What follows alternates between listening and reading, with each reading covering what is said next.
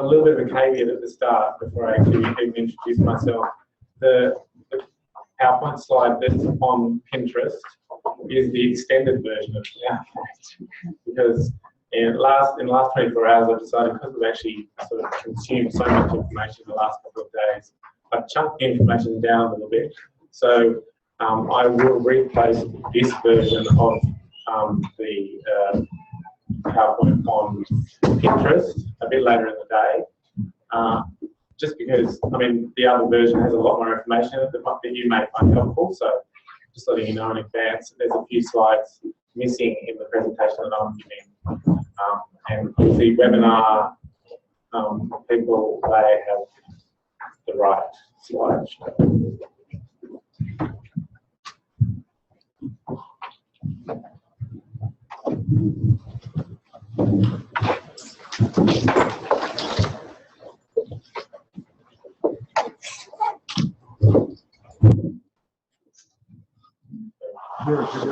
Good to go. Okay, so my name's Adrian Drayton.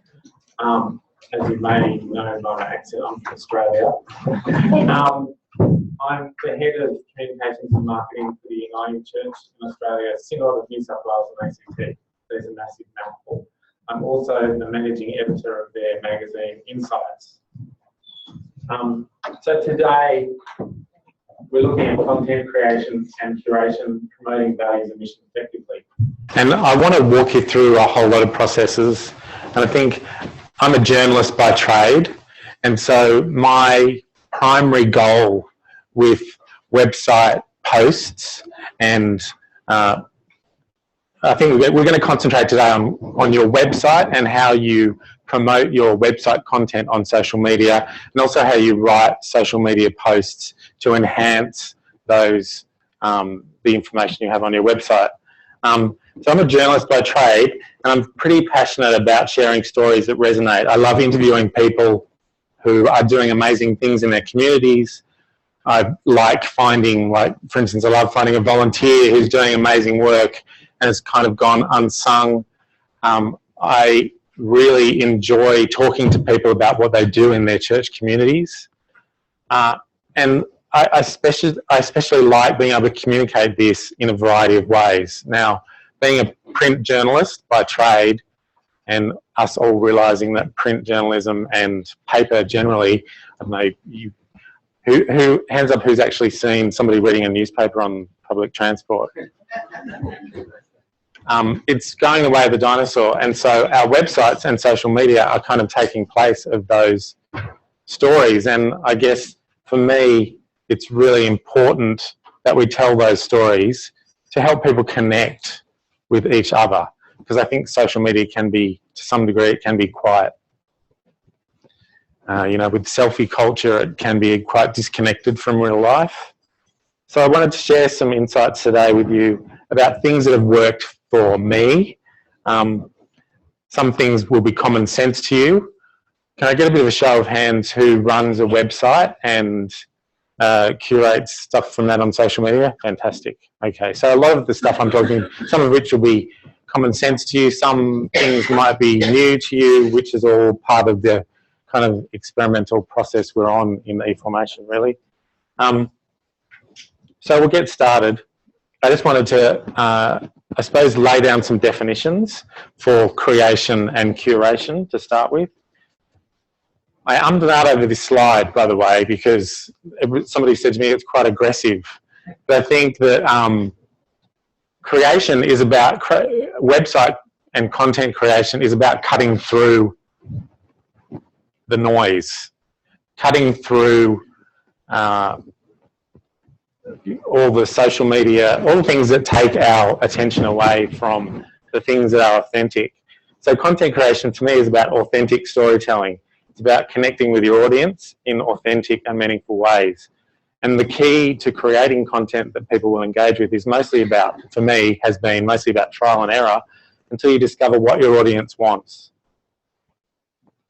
Content curation, conversely, if content creation is about storytelling, then content curation is about sharing that story in a way that meets the needs of your audience.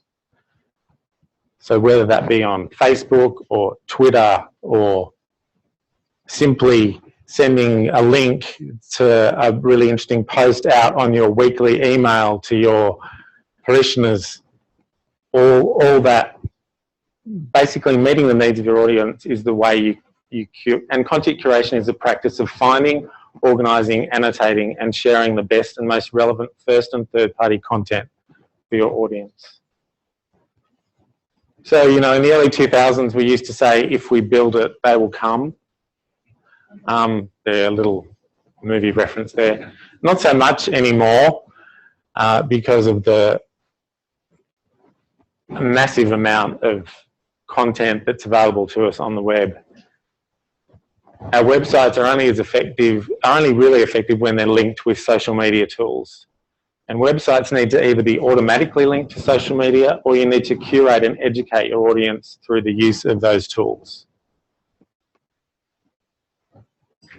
The other thing to be aware of is your index page is your best asset, but recent studies show that once content drops off your index page, readers really have no need to look for content on any other part of your website unless they're educated to do so. So on social media, we have started with our website, and I'll show you it in a minute, using hashtags on social media that promote archived content. So does anybody know that you would know the hashtag ICYMI, in case you missed it? That's a massive aggregated hashtag where you'll find content that has gone off index pages, or people feel that it's interesting content and they repost it using that hashtag. Also TBT, which is Throwback Thursday, that's another hashtag that people use to curate content that has disappeared off Facebook feeds or has been buried in the archive section of their website, but they feel is still useful. So, what do you mean drops off your index page? If you use a CMS like, what do you mean drops off your index page? What do you mean drop? The question was, what do you mean drops off your index page? It depends on the website HTML you're using, but if you use a CMS, for instance, and it's a blog-related type CMS, you'll notice that unless you curate the content in a way that doesn't ever drop off, modules will restrict what you can show on your index pages. So content will just drop off into category feeds. I'm about to show you the Insights magazine website to give you a bit of an idea of what I mean. So I guess that's the beauty of online content. We can also change how we curate it. And can I get a bit of a show of hands who is running their website on CMS? So what platform are you using? WordPress, right. Joomla. Content management. It's called a content management system. So if you're using WordPress, depending on the design you use, if it's a blog style or a magazine style or whatever, you'll find your curated content begins on your index page and tends to drop off. I'll show you the Insights website. The beauty of CMS platforms like WordPress is that they allow instant curation via dashboard tools like the page builder function, and I'll show you, just give you an example here. Now, because of the resolution, this is displaying our website because it's responsive in the tablet format. So our website's very much is a lot of content from a lot of news and feature content. We have lectionary reflections. We review material through a theological lens. And recently I curated the front page because we had our Synod annual general meeting, and all the stories that were reported from that are on the front page so people can discover that content for themselves. So that's one of the beauties of CMS platforms like WordPress, is you're able to curate that content on the fly, and we're actually able to do that from the meeting as we reported. So that was really helpful.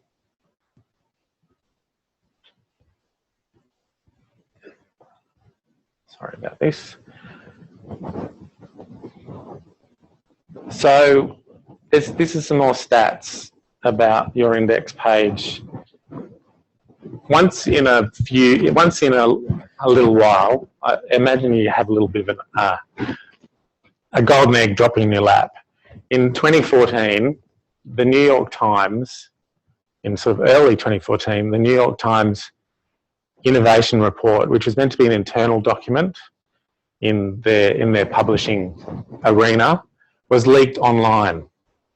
And so by the end of 2014, publishers worldwide had access to their 5-year innovation report, which included things like their disruptors, so people who are in direct competition to them and do things differently and have a lot, their reach is broader. It included the way they're going to create their content across tablets and apps in the next few years. It's a wealth of information. It's actually on the Pinterest page. So I encourage you for a bit of homework after this to have a look through it, because there's a lot of takeouts, particularly if you are in the publishing industry or you publish a lot of material. It's got some really interesting statistics and data about, and the fact that the New York Times released this report meant for a lot of people in 2014 and 2015 that the whole online digital environment was open to everybody. If the New York Times, which is one of the top 5 publishers, doesn't know how to curate their material effectively online, it means we've all got a great opportunity to do it well. So this is just a snippet out of the report, which in 2014, and I'm sure this has increased now, it says reader visits to homepages are declining while traffic to social media is rising, which isn't surprising. Also, the report talked a lot about disruptors. And they report disruptors are innovators. Disruption uproots and changes how we think, behave, learn, and go about our day-to-day lives. For me, disruption is just a bit of a fancy word about that relates to people who are doing things really well and that we can emulate and we can actually copy. We can sort of look at what they're doing well and create it in our own environments and even in our own communications areas. I just want to stop for a moment and maybe put it out there. Who do you think are your disruptors, are our disruptors? So who do you think are... Sorry? Make sure you repeat any answers. Yes. So has anybody got any thoughts about who might be doing things that you're doing really well, who you might want to emulate? Well, we discussed yesterday in Kyle and Lisa's session, the Vlog Brothers, who have a YouTube channel. Yeah. And it looked to me like a really interesting sermon, but done in a way that nobody does. So I thought people are watching the Vlog Brothers and really liking it, and not going to church and listening to sermons. Yep. It seemed disruptive. Yeah, so just for webinar people, we're just talking about the Vlog Brothers on YouTube, who are curating video information really differently. And I found it actually really confronting because it was edited in this way that really kind of was in your face, but also kind of asking lots of questions all in one go. Yeah. I think of like mission start churches as being disruptors in the church. Yes. You know, and kind of seeing what they're doing and knowing, like, I'm not going to be able to do that, but what part of that might we be able to appropriate? Yes. So, so people are doing interesting ministry work on the ground, I think, are disruptors for me. Yeah, absolutely. Can you repeat that? I couldn't hear from you. Won't you use the mic here in the room? So yeah. So for webinar people, the people who are doing ministry on the ground, what was the Mission Start are doing ministry really well on the ground. We might have to start passing that. Yeah, make sure you raise your hand and wait a second. Sorry, that might slow things down a bit. Anybody else who've got an idea about who might be a disruptor in your area of work?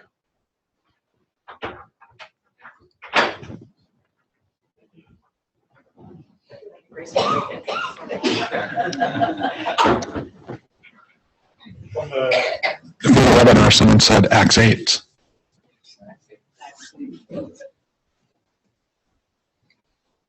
Great. All right.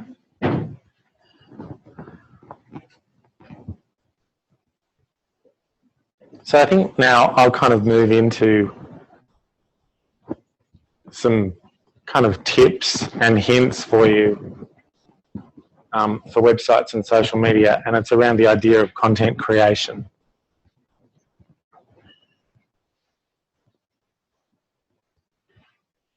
So I'm going with the BuzzFeed model because they're a disruptor after all. 10 tips.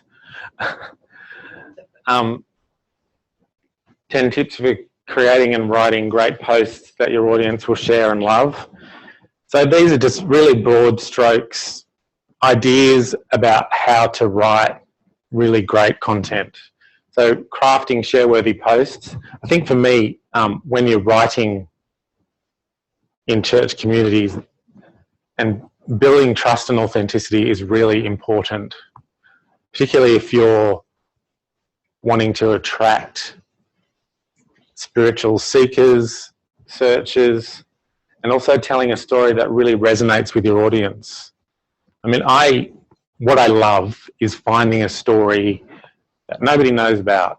Like I mentioned, like a group of people who are, a group of women who are knitting things and they're sending them to the third world and they're making a real difference in their community. I love finding those little stories and telling that story in an authentic and trust-building way, so people see that story is being treated really well and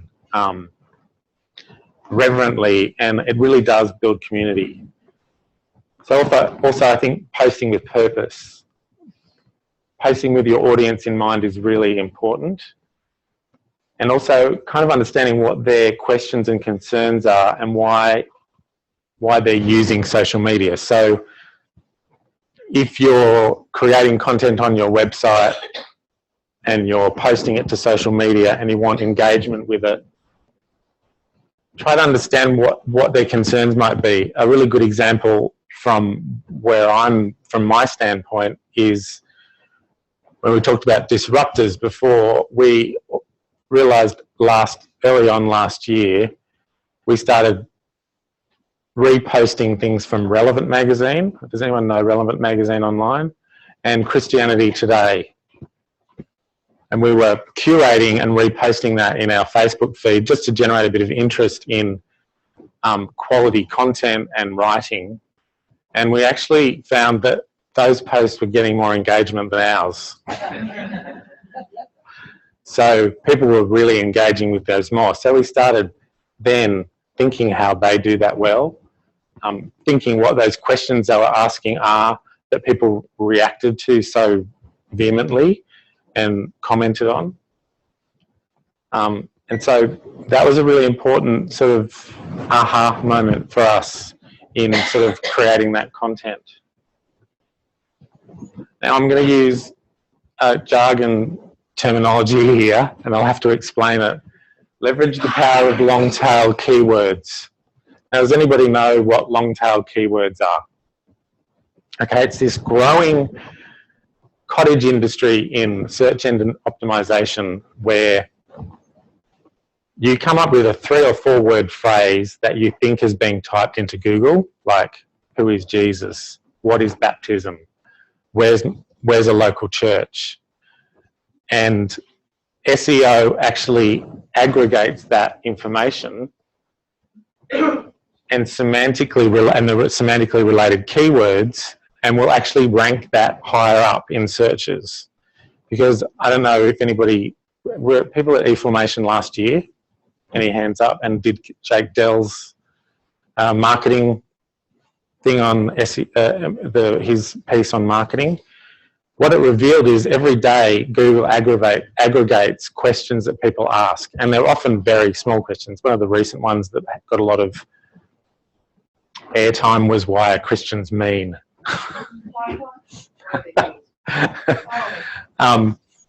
Like when you type in, there's been this sort of growing phenomenon where you type in Christians are, or why are Christians, and it fills in the blanks based on what people are actually typing.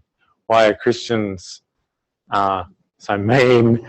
So it reveals, those Google searches reveal a lot about how people are searching.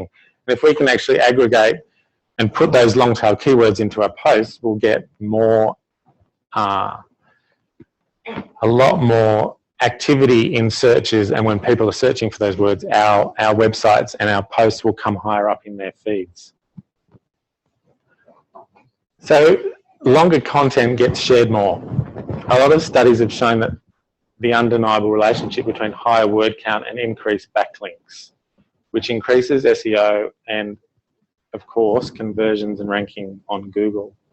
Now, if you're doing a long citation piece and you're using backlinks and you're accessing material to other information, those long posts are actually tracked by Google a lot more than shorter posts. Later on, we're going to talk about people's scanning habits, but for some reason, Google actually aggregates longer posts and attributions higher up than shorter ones.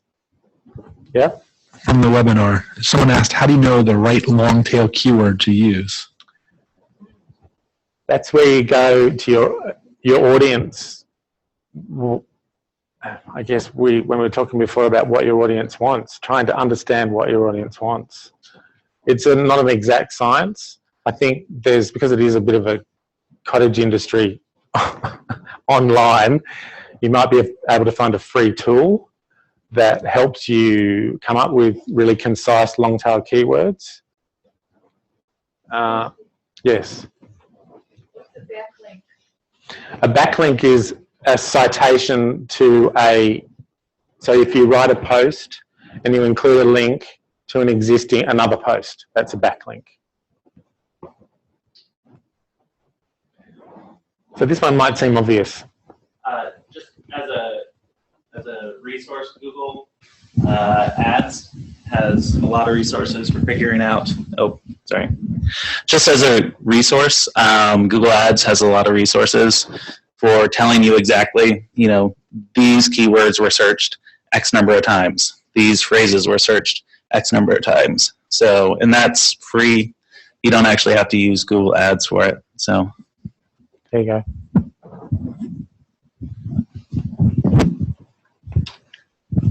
Yeah, you can use like Google AdWords has a lot of tools you don't have to pay. And like when you're figuring about what to name your church website or what to put in the kind of long description, you can find what people typically search for when you enter your web address for your church, and it'll give you all the keywords. So like we're in Pennsylvania, but people don't write out Pennsylvania, they write PA. Yeah. So it would look better to me to write Ambler, Pennsylvania in the website information, but people don't type it. So we do PA because that's usually the way people type it in for Google. Yeah. So Google has some good tools for that. Yeah. So this one might seem obvious, write great headlines. For me, writing a really descriptive, engaging and active headline that captures interest and emotion gets a lot of interest when we repost it on social media. Being really specific, using active words and not kind of being wishy-washy. I'm trying to think of an example, but even thinking of omitting words so that people actually understand exactly what your post is about, it can be really helpful. So as we mentioned before about length, it's about quality and quantity. So a lot of search results rank based on volume of word count. So the more content you have, more of it gets indexed, which we've already sort of talked about.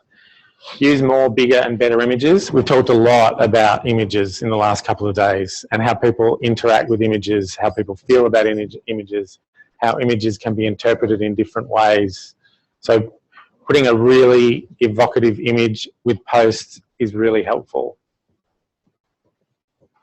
Obviously, avoid repetition. Don't try to force your ideas with filler content. If you're satisfied with what you've got, just stop writing. This is a really good one, and it's a really good, it's good practice. I like the thing. Give your posts time to simmer. So, at the magazine, what happens is we will write on our website. We'll write a blog post, a reflective blog post about something. If it's not news sensitive, we'll sit with it for a couple of days. We'll talk about, is it hitting the objectives of the audience? Is it telling a really engaging story? Is it really concise? Is it using language that's inviting and not exclusive? We sometimes spend a day just bantering backwards and forwards with these posts, because I have a person who's in 1 day a week who really, all he does is write content. And so we'll spend an hour or two bantering backwards and forwards about what we think works really well. And this gives you time to switch gears between writing and editing and really fine tune the post. We even, Ben, the person who writes for me, even actually reads it out loud. Like I have my back to him and I'll hear him reading the post because he wants to know that it sounds conversational and inviting. So even actually reading it out loud helps you understand how people will interact with it. This other one is a really common sense one. Put share buttons at the bottom of every post.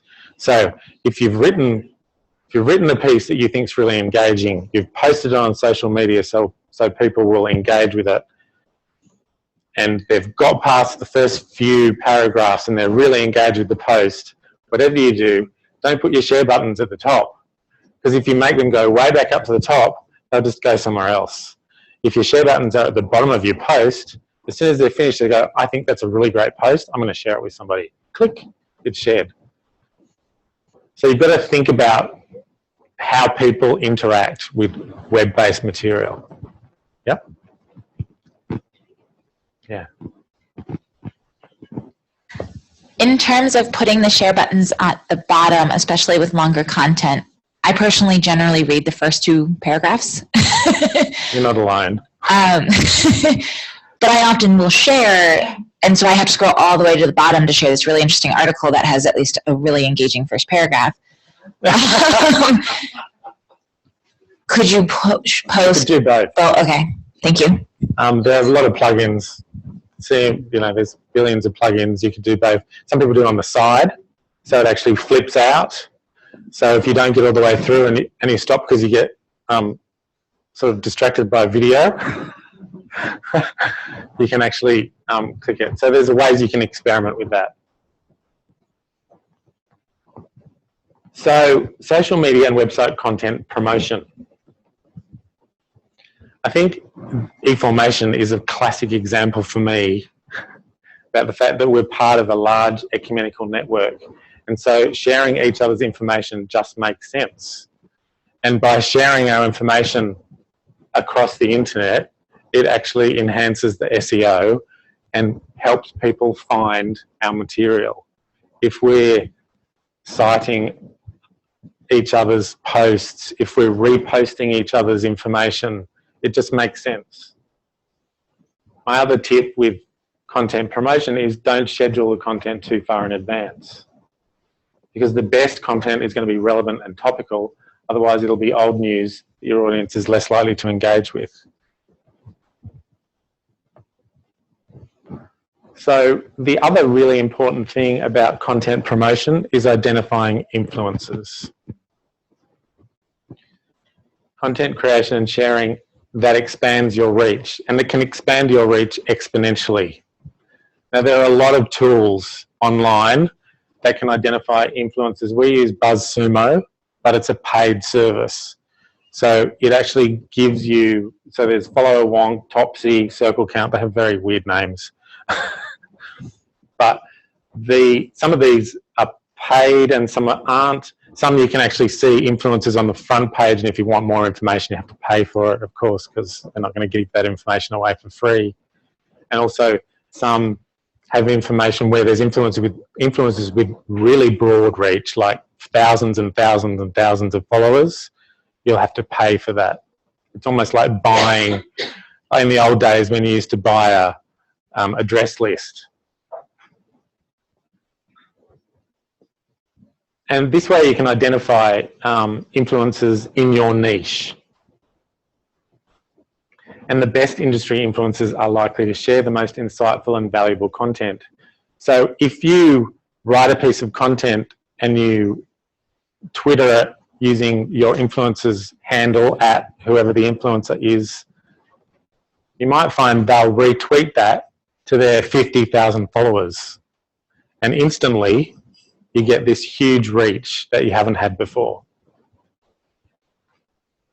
And particularly in the Christian world, if it's an influencer, like a Christian media influencer, you have lots of people who are spiritual inquirers, nuns, because nuns tend to follow influencers on Twitter.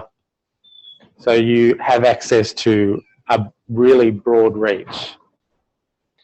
After you publish your website, post and share it via your social media channels, there's a good chance that some of the authors of the content you curated, so if you've posted an influencer's, so if you've found an influencer and you've posted something on social media from them, there's a really good chance that they will link back to what you've written about them. Just so you know, Topsy up there, they shut down in December, just so you know. Oh. Apple pulled the plug on them. Okay. Yeah. So just to stop for a minute, who do you know any influencers in your area of work?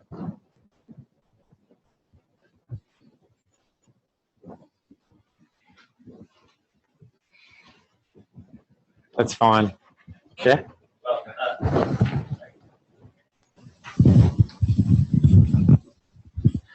For my church, there's a seminary president close to us that's affiliated with the denomination we're a part of, and she's really active on social media and comes to the church fairly often, and so she's definitely in that area. Fantastic.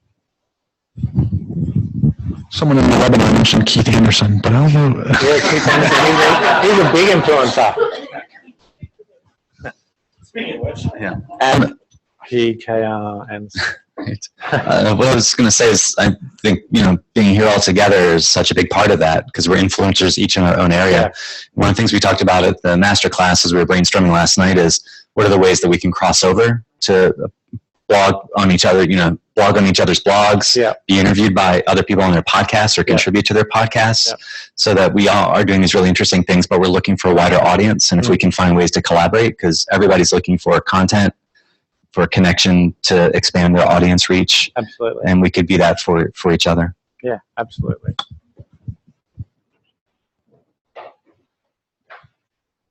So here's a few tips for content curation. I mean, we've talked about writing posts and putting posts together. Now here's a few tips about content curation. So content curation is a component of any website content strategy. Curation complements your content creation and content promotion efforts. Now that's a bit of a mouthful. It's really important with content curation to align yourself with like-minded organisations on social media. Content curation is not a replacement for content creation. I've got an example here where what happens every week in our little newsroom is we do a news roundup. So we scour the web for things that might interest us, be they humorous, be they weird. Like there's a lot of Christian things, Chewbacca Mum, that's weird. So we do a news roundup every week, and rather than lazily reposting the first paragraph of their post, we comment on it. And then we link out to that post. So we're actually saying, we think this is weird because Chewbacca Mum is really, we love Chewbacca Mum because she's just all about the happiness, you know, that sort of stuff. So we do this every week, and this is one of the posts that we get a lot of social media engagement with, because people don't want to spend the time looking around for interesting or weird Christian items.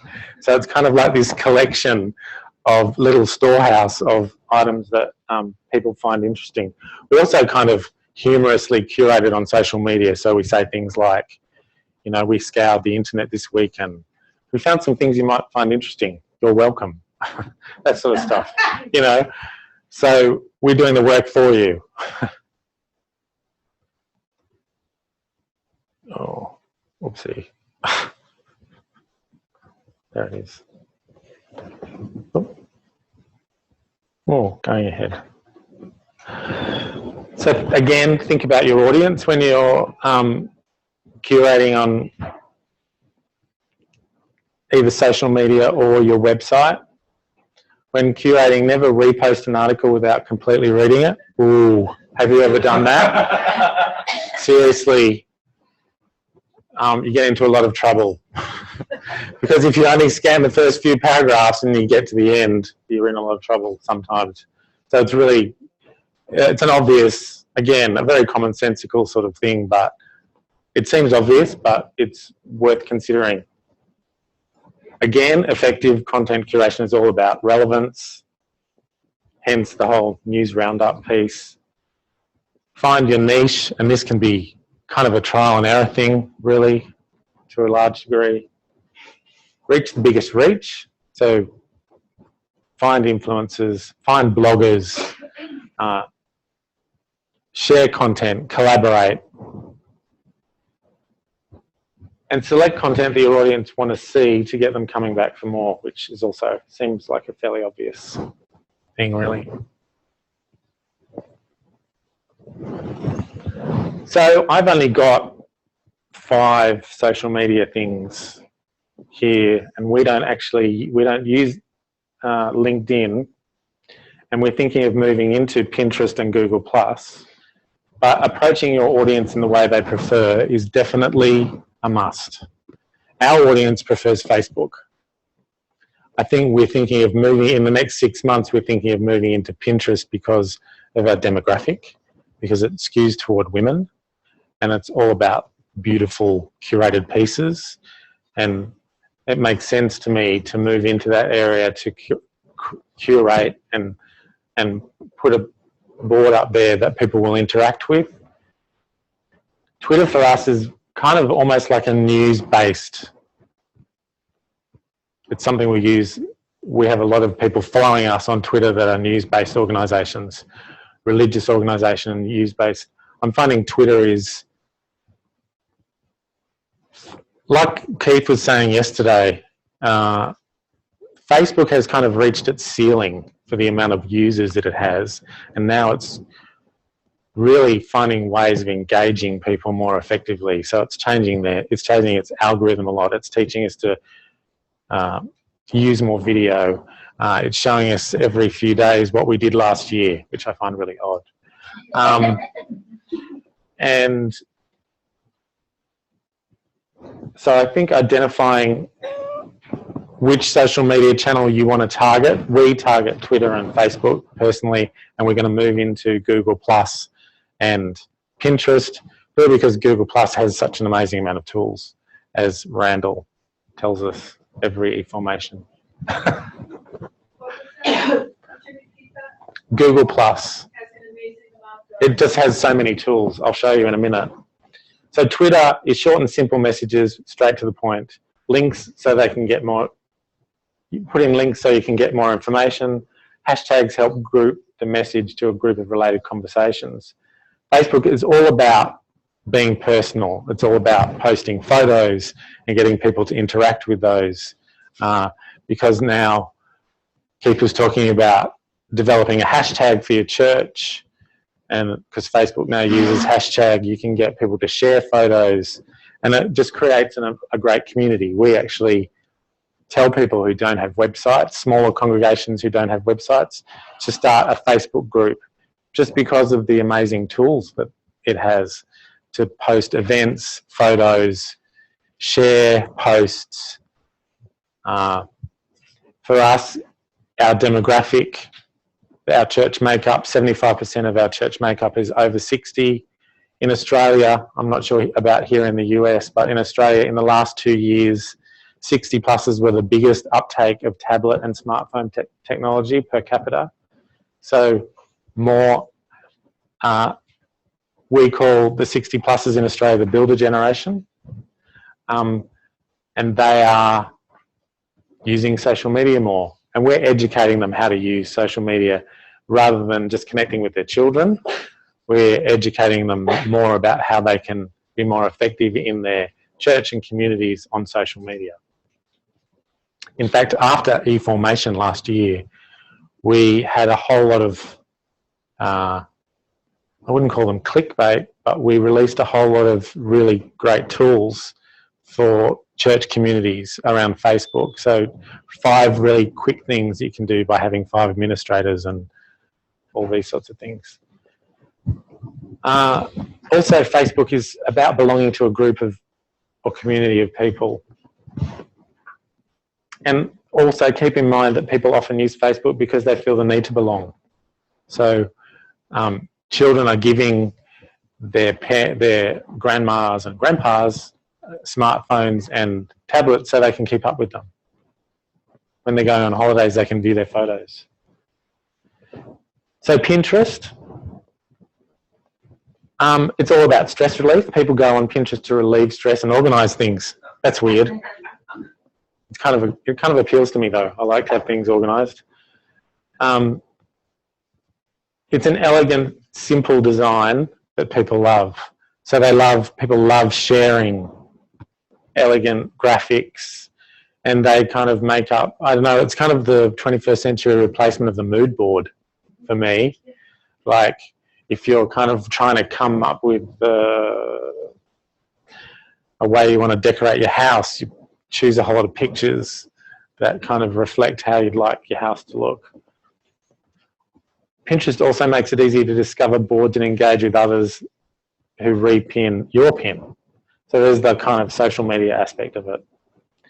So Google Plus is really, it's a really premium tool that's all about connecting and consolidation. So Google makes it really easy to connect with people who have similar interests, and it's great for meeting new people. It's great for setting up meetings. It's great for creating cohorts. It's great for doing a whole lot of stuff. And Google is an all-in kind of network. It allows you to have long conversations like Facebook, share quality photos like Instagram, connect with like-minded people like LinkedIn, and video chat like Skype and more. There's so many more Google tools. Some of you may have already been to Randall's sessions over the last couple of days. So infographics. I love infographics. They this actually includes Instagram as well. And it shows you how niche. Now this graphic was produced, I think, 2014. So it's old, but I think it's still reflective of where those platforms are at. Those numbers are obviously higher. I like that. It's kind of has a bit of an elegant simplicity to it. It shows you at a glance what people do on those platforms. I find it really helpful. I don't know, it might be good to have a discussion now about what platform you find helpful. Have you had success with Facebook or Pinterest in your church community or in your groups? Yeah? Yes. 2 years ago, I conducted a successful Kickstarter campaign to finance my app. And the first thing I did was create the Facebook page.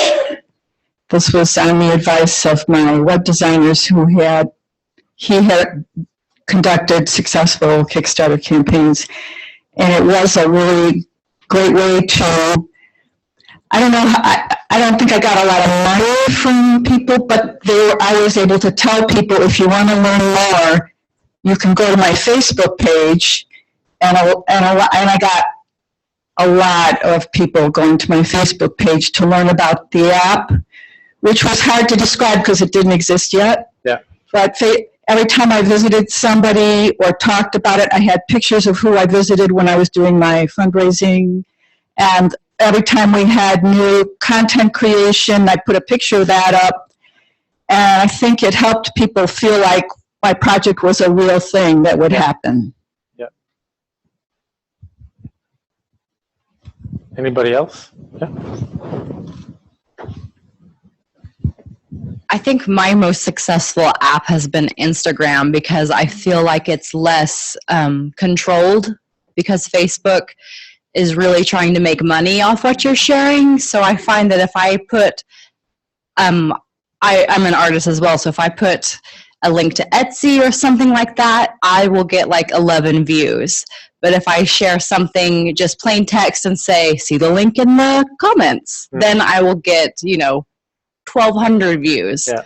So I'm finding that Instagram is more of a level playing field, and that it's just real time showing, so that your audience will see it, and it's not being buried by posts that have been paid for or things like that. From the webinar, they're saying, I don't see a mention of Snapchat, which my college-age son uses more than anything. Is there a use for that in the ministry as well? There is, definitely. It's not there because the graphics are a bit old, I think. I think Snapchat, we've been talking the last couple of days, is Snapchat overtaking Twitter? Because Snapchat has that story function, doesn't it? Where you can actually share the videos in a story. It has so many applications for youth groups, I think. I guess my thing with social media is I have to intentionally choose where to go based on our audience segmentation, because I don't want to overwhelm people. And I know in my local church, after E-Formation last year, from influencer Keith Anderson over here, when he was talking in his session last year about just checking in on Facebook at church, having a great Facebook group for your church, and allowing people to have, we had a church council meeting where we acknowledged that people should and could have mobile phones in our church services. We had a very funny experience where we got a new organist in the traditional service, and the older people in that service complained that in the breaks, while the minister was giving his message, he was checking his smartphone. What they discovered afterwards is he was checking his Bible on his smartphone while the minister was giving his message. So just understanding how people use social media and their devices is really handy. So we're on the home stretch, and I think I've got some tips that will help you in the kind of home stretch with this. I know it's been very information heavy, and I've tried to kind of stop and break, and I'm really happy that people are able to interject and asking questions. So we'll go through 5 tips for writing engaging headlines. How much text should I put on a web page? That's really controversial. And tips for user-friendly content. So 5 tips for writing engaging headline. Make sure the headline works out of context. So what I mean by this is if you have a long headline, what you'll realize when you share it across social media platforms, that headline will be truncated depending on where it's uploaded and how people are viewing it, whether they're viewing it on their smartphone or on their tablet or on their laptop. So the key to a really great headline is making it short and smart so that when it's uploaded to social media, it's fully visible so people know what the point of your post is. Tell readers something useful. Seems like common sense to me, but being really descriptive with your words, using active language is really a good idea. Don't succumb to cute or faddish vocabulary. This is particularly important, I think, for people who English is their second language. Don't use idioms, because understand that if people are reading your content in English, that might not be their first language, and they might not understand an idiom or a sort of faddish piece of vocabulary. Omit non-essential words out of headlines, again, because of where you'll be sharing it. And also front load headings with long tail keywords. So again, the whole long tail keyword piece, try and find 3 words that you think people will search for based on the post. How much text should I put on a page? Now, Norman Nielsen research has found that the optimal amount of text on a page that won't be scanned but actually read is 598 words. So that kind of flies in the face of what we talked about earlier about longer posts. But all that means is that people are scanning that text and not reading all the way to the bottom. Longer posts will get aggregated more in social media based on backlinks and links out. But all that's talking about is the way we read. After the first 100 words, there's a 28% drop off.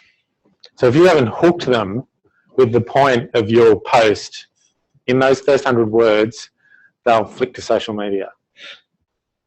They'll go and watch a cat video.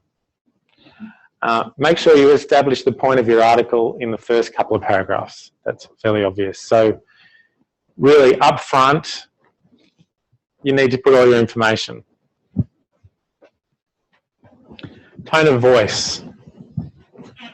Online readers expect a personal, upbeat tone in web writing. And also, who wants to read snarky stuff? It's okay. Oh, do you want a question? You got a question? Yeah. I like snarky stuff in context.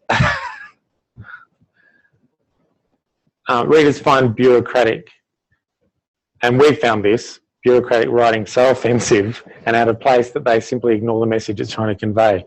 We have spent a lot of time creating content that isn't bureaucratic. We actually we have a contributor panel that isn't leadership, because we want to know millennials' point of view on any given subject. We want to know, we've even got somebody who writes for us who's spiritual but doesn't go to the church. So I have someone who writes for us occasionally who is a minister in a church context as well. We have a lot of writers, but none of them are leadership, because we don't want people to feel like they're being talked down to. We want people to feel like what they're reading is from personal experience, reflective. It helps them engage with each other and their community. And also search out and destroy jargon. Scannability. Yes. Question on jargon. Yep.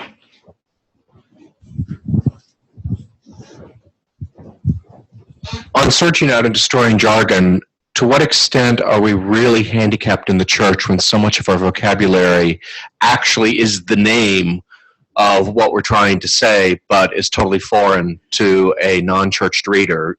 Basic things like Trinity, baptism, Eucharist, that kind of thing. My theory about that is to annotate it. I know that sounds really weird, but if you're writing a post for somebody who's a spiritual inquirer, if that's your audience, annotate what that means, so they actually understand the jargon. You can have a little panel at the bottom, our jargon at a glance type thing. So, yeah, I agree totally, because there's a lot of things that people just really don't understand if they don't go to church.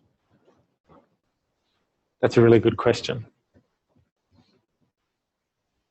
I think understanding that people read web pages differently than other media is key to writing and laying out content that will promote your relevant topics. People often approach websites like the front page of a newspaper, because newspapers don't exist anymore. So they'll cherry pick information off your index page or even off your Facebook feed or Twitter feed. They'll cherry pick. They'll often do 2 or 3 things at once. Scannability is a really important issue, and particularly relating to content. I suppose we'll talk about later about how people there's a 28% drop off after a certain point, after the 100 words. This is also a common sense thing. Write clear links. So don't create links that use the phrase click here. Write the sentence as you normally would and place the link anchor on the word or words that best describe the additional content you're linking to. I'll give you a quick example.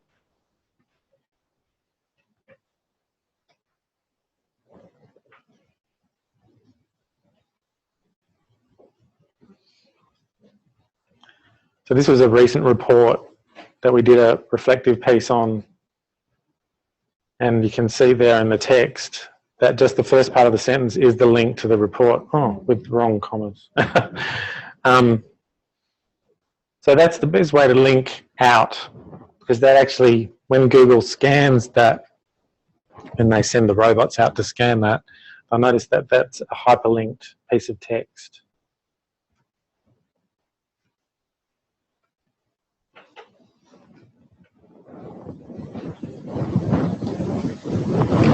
So a little bit ahead of time, but we've got some things we can do after this. I wanted to share this with you because Tier Australia, you'll see on the post there, Tier Australia is a partner of ours.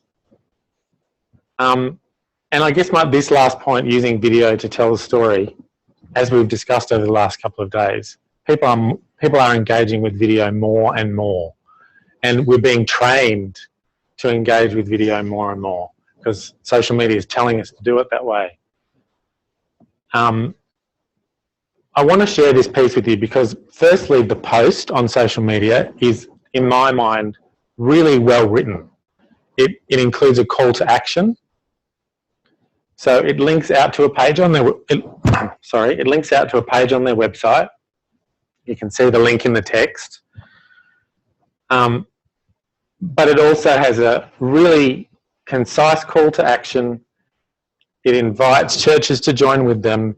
So the language is inclusive and about partnership and about encouraging communities. And now I want to show you the video because it's just awesome.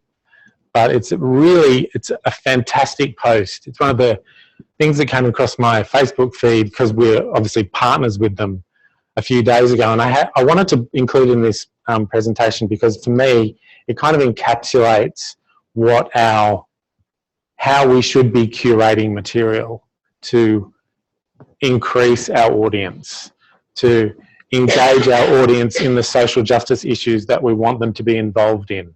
It's really clever. I'll play the video. I'll stop talking.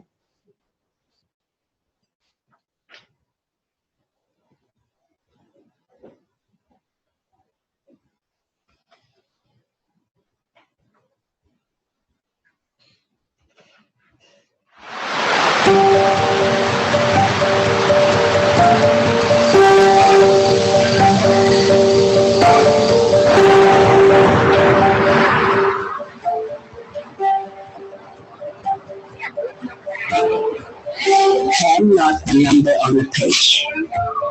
I am not a consultant of war. I am not a Sunday project or an opportunity for you to feel good. I'm not a development goal, a mission trip, A Facebook status, a gold coin donation. or a quick minute of your time. My name is Priti. I'm married with 3 children, and although we will never meet, we are connected. Across Australia, Tier is engaging audiences with our latest presentation, As It Is in Heaven. Witness the transformative work of Tier's partner PNKS by hearing the stories of those most affected. Explore what it means to pray, your kingdom come, your will be done, on earth as it is in heaven. Reflect on how God's all-conquering love is transforming relationships, families, and communities. For more information and to register, visit fortomorrow.org.au/speak. Isn't that wonderful? For me, it embodies how we should be communicating. And I think the most important part of that is it's 1.5 minutes. It's 1.5 minutes of your time. This year, you can help turn income into beautiful outcomes. So it was 1 minute, 13 seconds. And it told an entire story. It was beautiful. I really, really liked it. I'm not sure what you thought of it. I'd love to get your thoughts on how you thought it connected to the audience, the story it told. So there's 3 things here, but I'm thinking for the last 20 minutes, maybe choose one. Maybe get into a bit of a group. I think because we've already identified our disruptors to a degree, maybe if we do something like post something you've learned from this session on social media using eForm 16 and @InsightsMag, or using a website example, how would you organise, curate information differently? You can use your own website if you like. So maybe you could do a bit of a look at somebody's website and have a quick look at how do you think it could work better, how you could reorganise the information. So we've got like 10 minutes, and then I've got 10 minutes for questions. How do we feel about breaking up into a group and doing that? Sounds good.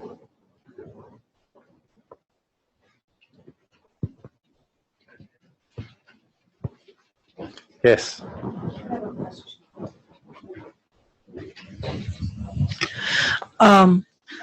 Someone else and I were talking this morning at breakfast that the way we have experienced this conference is like drinking water from a fire hose. There's just a lot of stuff, and I have thought several times, I'm the single pastor in a church that's growing slowly outside of Washington, and I keep a blog, we do the website, I post on Facebook, I post on Instagram, and sometimes I think this is a full-time job. And so the whole sense of, and I listen to podcasts of people who say, oh, I get up at 4 o'clock in the morning to do my podcast, and I think, I'd like to smack you.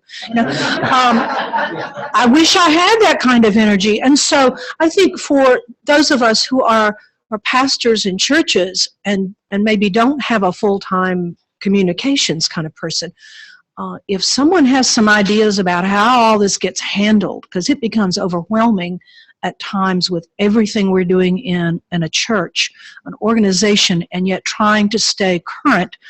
I know almost nothing about Snapchat. My first question after seeing Twitter, Facebook, etc., was, okay, so if Facebook is fading, what's the next frontier? Where do we need to be? Because the church has typically been behind the curve. How can we then move to something else? That's a really good question. And I think because, yeah? Yeah, absolutely. Use the microphone. Yes. You've been saying it all week. My name is Hugo Elias. I work for Forward Movement doing Latino Spanish resources, and I have been visiting some of the churches in this area. So let me tell you about some of the things that Latino congregations are doing. For instance, in Chicago or here in Hyattsville, there are priests there who put part of this work in the shoulders of their youth, and that's great.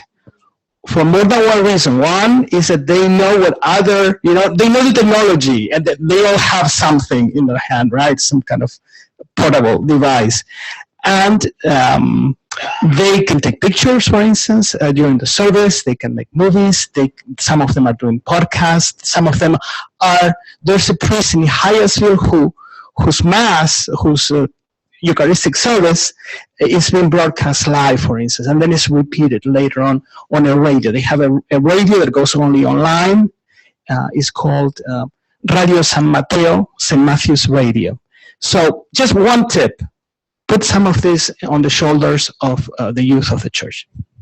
Also, like because this is my full-time job, I'm in awe because your full-time job is ministry and you're doing this on the side. I think collaboration is the key, really. Sharing information, sharing with others, that makes it easier, sharing other people's information. Collaboration, collaboration, collaboration. I would suggest going to Growing Your Content Without Killing Yourself with Chris Yaw. That's the next webinar, the next session. From the webinar, can we get an example of bureaucratic writing? Ooh, wow. That would be really easy for me to find.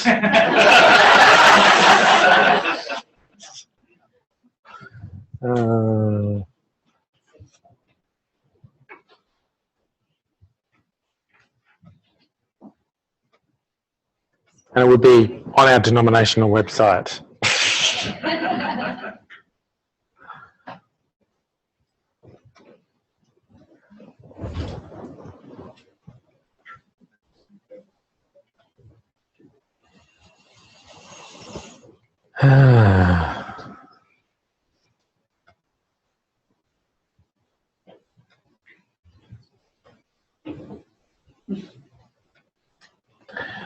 Bureaucratic writing for me is very much writing that's kind of not all that inclusive, but I mean, it's also the tone of voice on our website. As an aside, the reason I haven't used our website as an example today, and I've used our magazine website, is we're actually overhauling our website to make it more responsive. We're looking at the user journey. We're thinking of the end person who uses it in mind. So the problem with our current website is very non-dynamic. So a lot of the information is very stale. And I would look at some of those.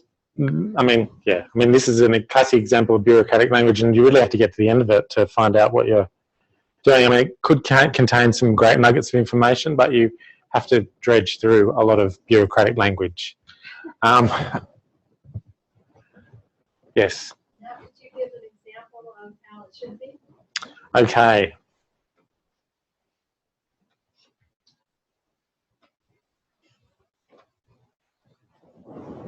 I'll go back to Insights Magazine. Oh, go out of, wait a second.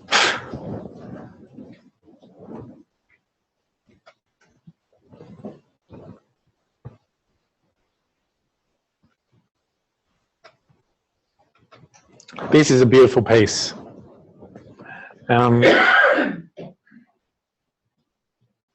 It's about a former ABC broadcaster who is well known in Australia, who is part of the Uniting Church, and it's her journey. So we charted her journey, we included pictures.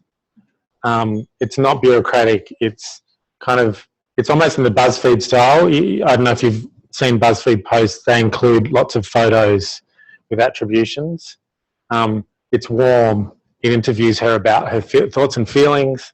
We had a great time spending time with her, and it's worth reading. Our issue with our main denominational website is it's kind of functional.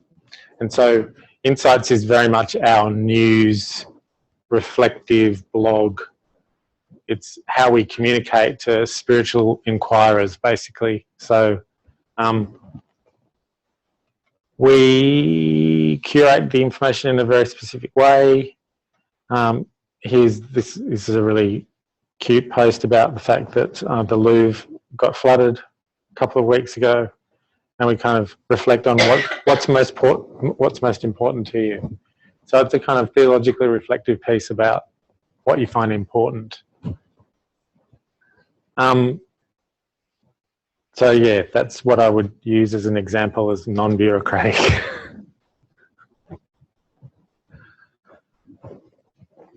So we're at 10:15, it's a bit early, but we've had quite a massive dump of information this morning at 9 o'clock. So if we're happy to finish off, I'm happy. Thank you. Does anybody have any other questions? No? All right. Great. Thanks for coming.